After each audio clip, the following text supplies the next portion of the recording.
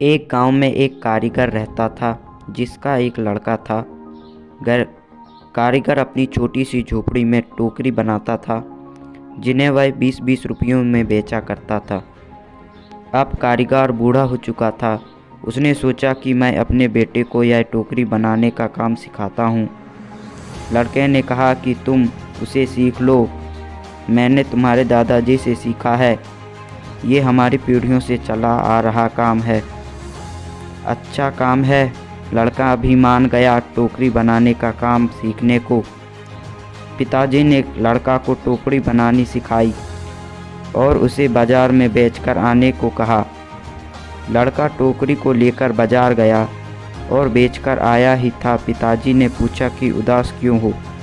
लड़का बोला कि मेरी बनाई हुई टोकरी केवल 10 रुपये में ही बिकी।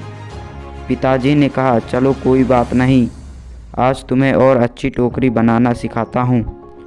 पिताजी ने कहा और अच्छी टोकरी बनाना सिखाई और उसे बाजार में बेचने को कहा।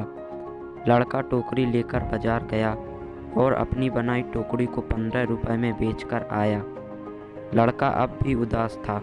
पिताजी ने फिर उदासी का कारण पूछा तो लड़के ने कहा कि टोकरी केवल 15 रुपये में ही बिकी। पिताजी ने कहा, कोई बात नहीं, धीरे धीरे तुम्हारी बनाई हुई टोकरी अच्छे दामों में बिकने लगेगी। तुम अच्छे से टोकरी बनाना सीखते रहो। पिताजी ने और अधिक अच्छी टोकरी सिखाई और टोकरी बनाकर बेचने को कहा। लड़का बाजार गया और उस दिन उसकी टोकरी 30 रुपये में बिक गई। लड़का बहुत खुश हुआ। पिताजी ने पूछा कि आज कितने रुपये की टोकरी बेची। लड़के ने कहा, आज मेरी टोकरी बनाई टोकरी 30 रुपये में बिकी। पिताजी ने यह सब सुनकर लड़के से कहा, बहुत अच्छा है, चलो आज तुम्हें ऐसी टोकरी सिखाऊंगा जो 40 रुपये में बिक सके। लड़के ने कहा, बस पिताजी, अब खुद 20 की टोकरी बेचते आए हो, आप मुझे 40 की टोकरी बनाना कैसे सिखाओगे?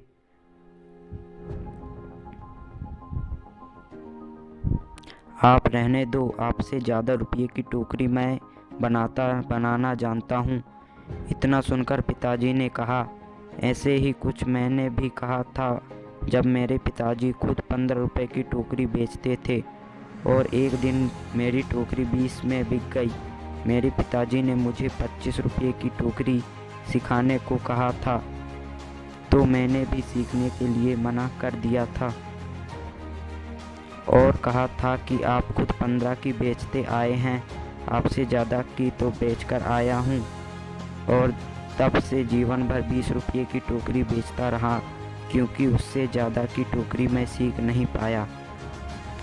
ये कहानी से हमें सिखलाती है कि हमें थोड़ा सा सीखने पर यह घमंड नहीं होना चाहिए कि अब से सब कुछ जानता हूँ, क्योंकि ऐसा हो सकता है कि हर कोई कुछ ना कुछ आपसे अधिक जानता हो। हमें हमेशा कुछ ना कुछ सीखते रहना चाहिए।